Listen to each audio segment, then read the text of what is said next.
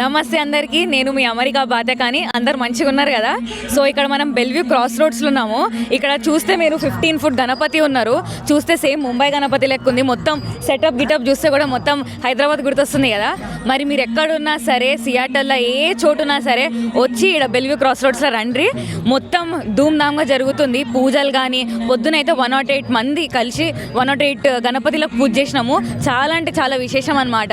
మీరు వెనకాల చూస్తే కూడా కంటిన్యూస్గా కల్చరల్ యాక్టివిటీస్ అయితే ఉన్నాయి. మీరు ఒకసారి చూపించండి అన్న అటు సైడ్ మొత్తం కల్చరల్ యాక్టివిటీస్. చాలామంది భరతనాట్యం, గణేశుడు సాంగ్స్ కానీ, పూజ సాంగ్స్ కానీ, ప్రతి ఒక్కటి భజనలు అయితేనే ఉన్నాయి.